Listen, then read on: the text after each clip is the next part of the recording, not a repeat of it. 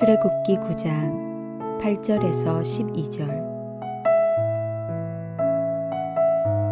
여호와께서 모세와 아론에게 이르시되 너희는 화덕에 제 두 움큼을 가지고 모세가 바로의 목전에서 하늘을 향하여 날리라.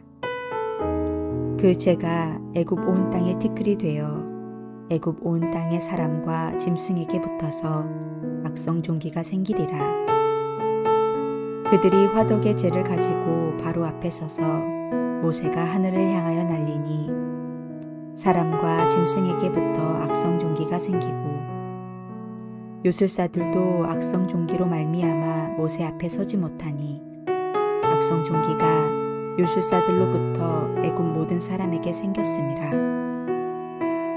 그러나 여호와께서 바로의 마음을 완악하게 하셨으므로 그들의 말을 듣지 아니하였으니 여호와께서 모세에게 말씀하심과 같더라.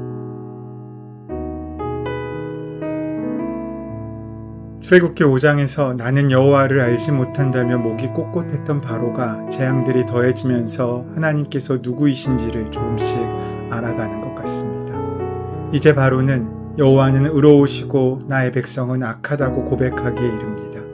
바로가 여호와 하나님을 알아가고 있는 것입니다. 하나님께서 말씀하십니다. 너로 온 세상에 나와 같은 자가 없음을 알게 하리라. 모세도 이야기합니다. 세상이 여호와께 속한 줄을 왕이 알리이다. 깊어지는 재앙 속에서 믿는 자와 믿지 않는 자 모두에게 하나님은 사랑과 의로우심을 드러내십니다. 그럼에도 불구하고 바로는 내 백성을 보내라는 하나님의 명령을 계속해서 거절합니다. 그 바로의 완악함으로 인하여 여호와의 재앙은 더욱더 깊어져 갑니다. 6번째 재앙은 악성 종기 재앙입니다. 하나님의 지시에 따라 모세는 화덕에 재 두 움큼을 가지고 바로 앞에 나아가 그 재를 하늘에 뿌립니다. 그 재가 온 땅에 티끌이 되었고 그것이 사람과 짐승에게 붙어서 악성 종기가 생겼습니다. 마침내 재앙은 사람들의 생명까지 위협하는 지경에 이르게 되었습니다. 애굽의 마술사들도 그 몸에 악성 종기가 돋아나기 시작했습니다. 이것은 바로의 견고한 체제가 흔들리고 있음을 상징합니다. 애굽의 모든 지식을 다 동원해도 도무지 통제할 수 없는 혼란이 닥쳐온 것입니다. 하지만 그럼에도 바로는 여전히 고집을 부립니다. 우리는 바로에게서 고난받는 이의 대명사가 된 욥의 뒤집힌 이미지를 봅니다. 욥은 가축들이 죽고 자기 몸에 악성종기가 났을 때에도 하나님에 대한 믿음을 성실하게 드러냈고 하나님을 원망하지 않았습니다. 하지만 이와 정반대로 바로는 그런 동일한 일을 겪고도 여전히 하나님 앞에 엎드릴 생각이 없습니다. 하나님은 모세에게 재와 티끌을 하늘을 향해 날리라고 하셨습니다. 모세가 하늘을 향해 날렸습니다. 이 말씀의 주체를 보십시오. 모세가 아니라 하나님이십니다. 하나님께서 모세에게 명령하셨고 모세는 하나님의 명령대로 따랐습니다. 모세의 행동은 하나님의 말씀을 근거로 하고 있습니다. 특히 하늘을 향해 날리라고 하신 것은 재앙이 인위적인 것이 아니라 하나님에게서 비롯된 것임을 의미하고 보여줍니다. 모세가 재앙을 준 것이 아닙니다. 하나님께서 하시는 일이라는 것입니다. 재앙이 사람에 의하여 조작된 것이 아닙니다. 물론 모세에 의해 만들어진 것도 아닙니다. 그 다음에 있을 우박의 재앙이나 흑암의 재앙도 보십시오. 모세가 하늘을 향해 손을 높이 들므로써 임했습니다. 왜 모세가 손을 하늘을 향하여 높이 들었습니까? 재앙이 사람의 손에 있다는 것이 아니라 철저히 하나님의 손에 있다는 것을 증명하는 재앙입니다. 모세는 그저 그의 빈손을 사람들에게 보여줬을 뿐입니다. 하지만 그 모든 역사를 하나님께서 이루십니다. 자연적인 재앙들이 사실은 하나님의 손에 의해 이루어지고 있는 것을 보여줍니다. 그런데 인간의 오류가 무엇입니까? 하나님께 의지한다고 하면서도 모든 것을 내가 하려고 한다는 것입니다. 너무 지나치게 자신의 힘이 들어가 있습니다. 내 힘으로 하려다 안 되면 그때야 하나님을 의지합니다. 이것이 인간의 어리석음이라는 것입니다. 사람의 힘에 의존할 때 우리는 실패합니다. 사람이 하나님의 자리에 있을 때 우리는 실패하고 넘어집니다. 말로는 하나님께서 하신다고 하면서도 내 힘을 의존하고 내 경험을 의존합니다. 이것이 인간의 실패의 이유입니다. 이번에는 하나님께서 모세에게 모세가 바로 앞에서 하늘을 향하여 재를 날리라고 하셨습니다. 다른 때는 아론이 대신했지만 이번에는 모세가 직접 하게 하십니다.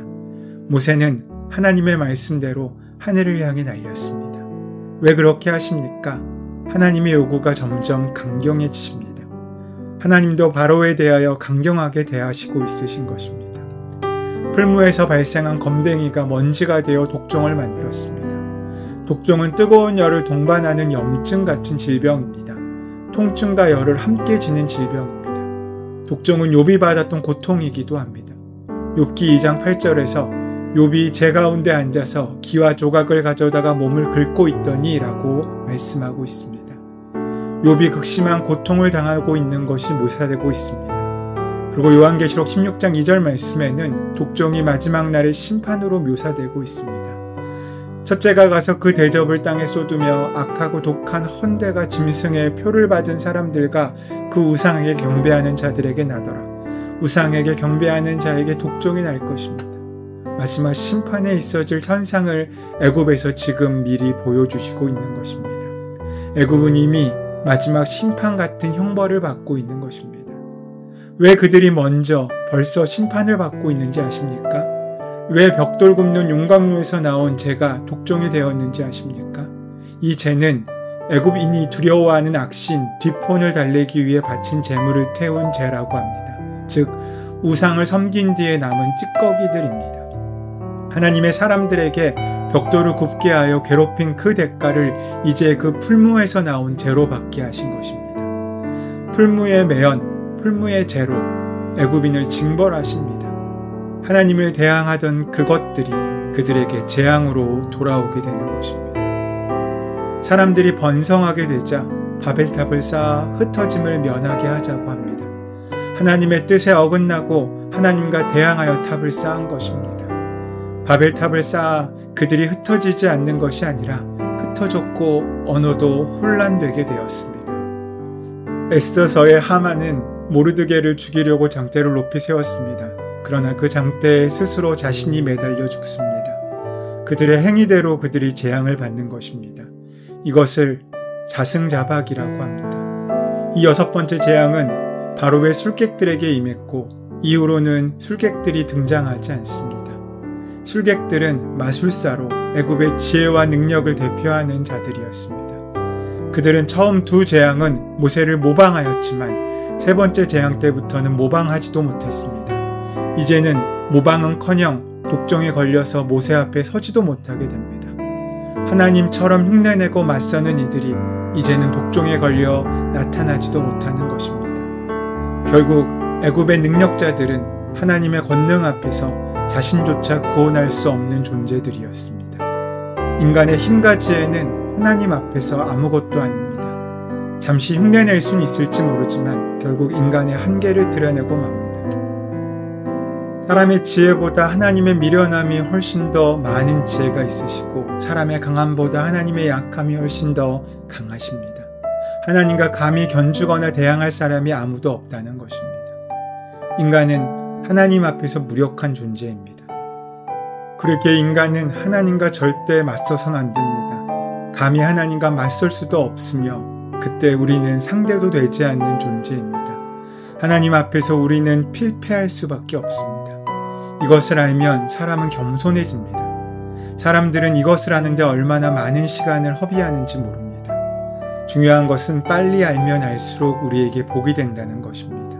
빨리 아는 것이 지혜입니다. 술객들은 자연현상, 마법을 통하여 영향력을 행사했었습니다. 그들은 진리를 왜곡하고 하나님의 뜻을 대적하는 악한 세력입니다. 그래서 성경에서 그들은 정죄의 대상입니다. 하나님은 인간의 장깨를 가지고 하나님처럼 행세하는 것을 가장 싫어하시고 그 마지막 비참한 멸망을 당하게 하십니다. 그래서 하나님은 우상을 숭배하는 것을 가장 큰 죄라고 말씀하십니다. 많은 것을 가지고 있다고 여겼던, 많은 지혜를 소유하고 있던 여겼던 술객들은 이제 대항도 못하고 그들 역시 재앙의 대상이 되었습니다. 하나님의 백성과 애굽의 백성들을 구별하여 내린 4번째 파리 재앙과 5번째 악질 재앙 앞에서 그들은 어찌할 수 없었습니다. 침묵할 수밖에 없었습니다. 흉내조차 낼 수도 없었습니다. 그리고 6번째 재앙인 독종 재앙 앞에서 그들도 그 재앙에 속절없이 당하고 맙니다. 바로를 믿게 하였던 가장 측근들이 하나님의 능력 앞에 무기력해진 것입니다. 바로는 측근들이 하나님의 재앙 앞에 아무런 손도 못 쓰는 그 광경을 보았습니다. 결국 무엇을 말씀하시고 있는 것입니까? 술객들은 하나님의 권능 앞에서 자신조차 구할 수 없는 무능한 존재라는 것입니다. 술객들은 자연 현상이나 마법을 통해 진리를 왜곡하고 이기심을 충족하기 위해 하나님의 사람을 대적하지만 결국에 하나님의 능력 앞에 하나님의 사람 모세와 아론 앞에 무릎을 꿇게 된다는 것입니다. 하나님의 사람은 결국 승리한다는 것입니다. 지금 이 세계에도 술객들처럼 자신의 지혜와 자신의 가진 것으로 우리를 현혹하는 많은 사람들이 있습니다. 그들의 유혹 가운데 우리의 마음도 혹하기도 하고 넘어지기도 하고 방향을 잃기도 하지만 우리는 다시금 우리의 삶의 방향을 하나님께로 고쳐 잡아야 합니다. 하나님만이 참된 진리이시기 때문입니다. 하나님 앞에서 내 힘을 과시하고 자신을 높이고 대항하는 것이 재앙의 원인입니다. 자신을 과시하고 높이고 대항하는 그 자체가 우리에게 재앙입니다. 하나님 앞에서 힘을 뺄 수 있어야 합니다. 우리를 낮춰야 합니다. 내 무력함을 인정해야 합니다. 바로 그때 우리의 모든 문제가 해결됩니다. 우리의 영혼이 치유됩니다. 그 은혜로 사시는 오늘 하루 되시기를 소원하고 축원합니다.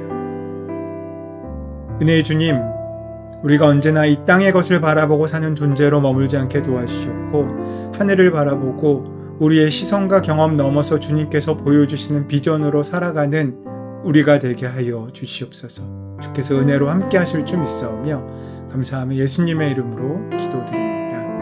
아멘. 이제 주신 말씀을 함께 묵상하심으로 말씀이 이끄시는 귀한 은혜를 만나시기 바랍니다. 우리가 함께 간구하고 기도함으로 주의 은혜를 구하고 우리의 모든 문제를 주님께 맡기는 기도의 시간 함께 갖도록 하겠습니다. 함께 기도합니다.